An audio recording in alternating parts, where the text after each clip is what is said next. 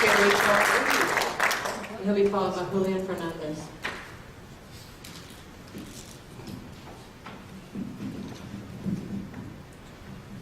Hi, I just represent myself. I don't know how you get your position on the board. I asked a couple of people I was sitting next to, and they didn't know. How do you become a member of this board? I'm sorry, we're not a board, we're staff and hired by the agency. Well, I reject the idea that our economy would be hurt by requiring cleaner coal, cleaner cement companies, and cleaner gas well drilling. I reject that 100%. I'd like to ask you to ask yourselves, are you the commission, the Texas Commission on Environmental Quality, or are you the Chamber of Commerce? You cannot serve two masters. I want to breathe healthy air. I've lived in Texas all my life. I'm 62 years old. I'm a jogger. I don't have asthma yet, but I know many people who do. They're not just children. They're not just people my age or much older. They're middle-aged and young people. I want to breathe healthy air. I want to be able to continue to jog on the Trinity Trail any day I want. Any day I want. Without developing a sore, scratchy throat. It just happened many times. Or like the day I was jogging on the Trinity Trail by a flaring well, gas well, over by the railroad yards close to University Drive. And all of a sudden there was a chemical taste on my mouth, my tongue, my lips. I don't know what it was. Was it benzene? Was it methane? Was it a carcinogen? Does anybody care? I wasn't the only one there. We all noticed it. It was horrible.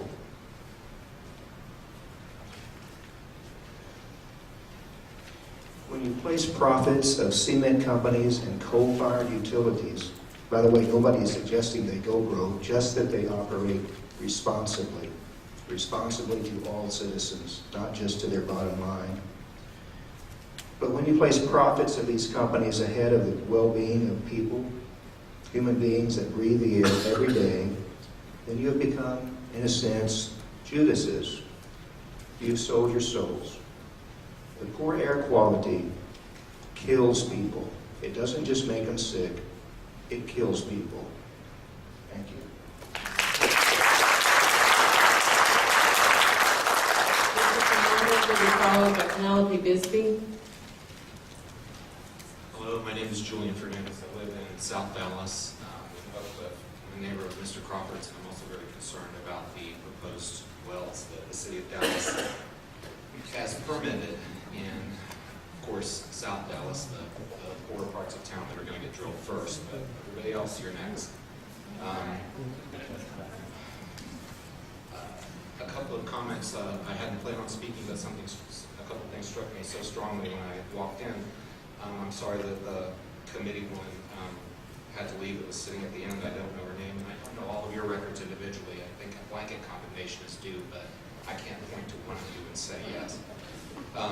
But to have stated to the first person who spoke of natural gas drilling that we're here to discuss ozone and not natural gas drilling, that was simplistic and condescending and insulting.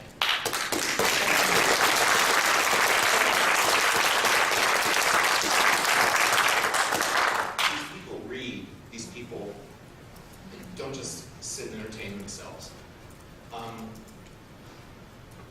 I'm not a speaker, but there's a Cree proverb, a prophecy, that just came into my head when I came to this meeting. Only when the last tree is felled and the last river is poisoned and the last fish is caught will men realize that money cannot be eaten. Thank you.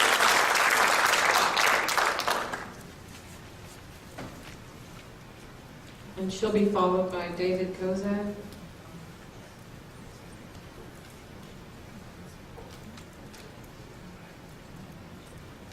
Hi, Penelope Bisbee, and I live in Dallas. And really, I've been here for about an hour or so, and I disagree with everybody. So, can I say that? Sure. Okay, thank you. Mr. David Kozan. He'll be followed by Mr. Ed Pichetta, who'll be followed by Esther McElfish. My name is David Kozak. I'm running for Congress against the man that I'm blaming. Now, 12 years ago, I was having respiratory problems. Went to my doctor, and he says, you're pre-asthmatic. We have to put you on medication. I said, well, what else is going to work? He said, I don't know. So I had a lecture from him, the gentleman back there, from downwinder to risk, and I realized where it was coming from. So I went into my garage, pulled out my pain mask, and now I wear this every day when I go out on the roads or go out on town. I have to.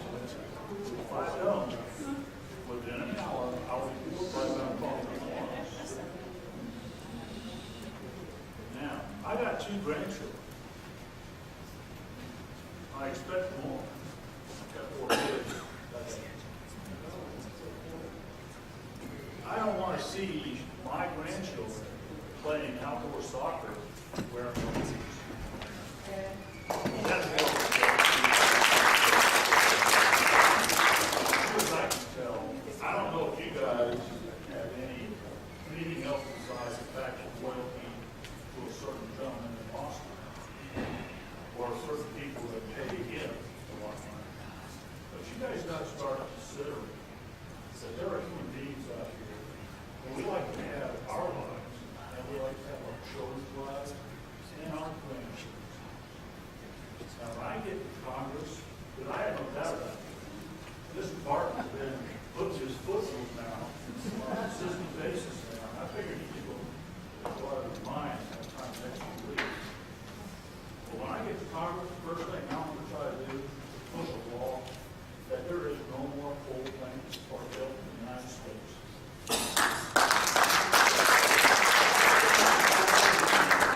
Wind, solar power, or solar voltaic, or solar thermal. Period. There is no more coal. Keep that stuff, that poison in the ground.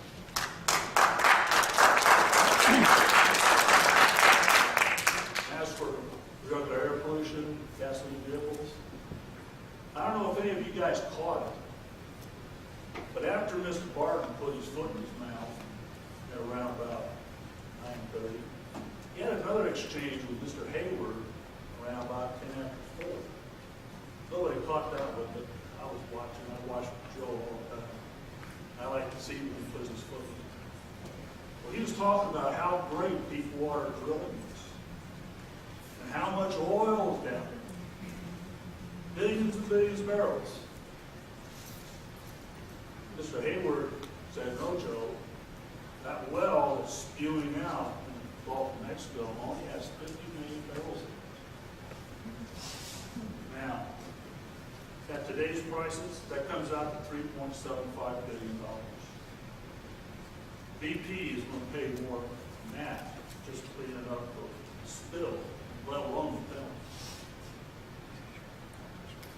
Deepwater drilling is not going to be the final solution. Now, I listened to Mr. John Hofmeister of the book called Why We Hate Oil Companies. He had a nice little interesting statement. The oil companies want to drill in shallow water. There's an interesting thing about shallow water. And when I thought about the west coast of Florida, shallow water is that little space of land between high water mark and 23 miles out.